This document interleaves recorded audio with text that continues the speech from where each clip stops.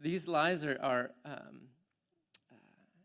they find their way into the deepest crevices of our mind, and the only way to undo them is for Jesus to climb in there with us. In fact, the only way that Jesus destroys any kinds of deception is from the inside. See, this is what love always does. Love gets in the middle of every single mess because love is stronger than any mess. It's like a pipe bomb. No matter how locked down that mess is, if love gets in there, it blows up from the inside, which is what Jesus does.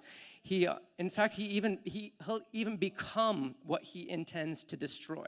Let me unpack that for you for a minute. See, Jesus never wanted a sacrificial system, and so he became the final sacrifice to end it. Jesus never wanted sin, so he became sin for us to end it. Jesus never wanted death, and so he climbed into death. Could you imagine the moment when the enemy realized that he put love inside the grave? If the rulers of this age knew what they were doing, this is 1 Corinthians 2:8, if the rulers of this age knew what they were doing, they never would have crucified the Lord of glory. They thought, oh, we can silence him, and not realize that they put love in the very place where love was trying to get. He never wanted us to have fear or experience the poison of death. He had to undo all of our deception, and so he climbed right into our deception, and on the cross he echoed our broken cry of the Father, why have you forsaken me? Had the Father forsaken him or anyone? No, never. The Father doesn't have an abandoning bone in his body. But he stepped into our lie and echoed it to the Father.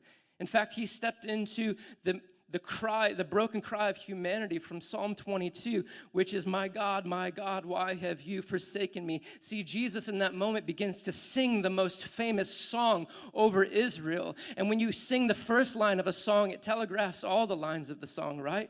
When he started singing, he is jealous for me, everyone was thinking, oh, we're going to get to the part where he sings, oh, how he loves us. Well, Jesus on the cross started quoting this most famous psalm, my God, why have you forsaken me? And when you get to verse 24, it says that he's not hidden his face from him.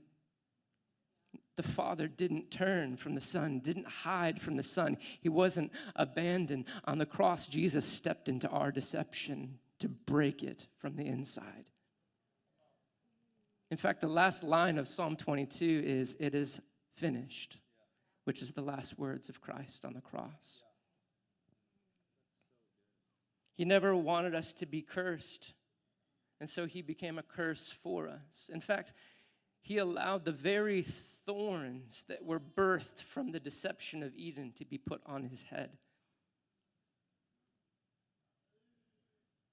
When God appeared to Moses in a bush, it was a thorn bush, right? And when Abram was about to sacrifice his son Isaac, and the angel of the Lord said, stop, there was a ram with its head stuck in a thicket. It actually says in Acts, it was a thorn bush. And so you have God coming to Moses in a thorn bush, coming to Abram in a thorn bush. Jesus comes along, he's stripped naked, and the very deception thorns are placed on his head so that he can carry our insanity down in the grave and leave it there. See, Jesus was crucified in a place called Golgotha, which means the place of the skull. So maybe this whole time Jesus was trying to crucify something in the mind of man and bring us back into right thinking about ourselves and the Father.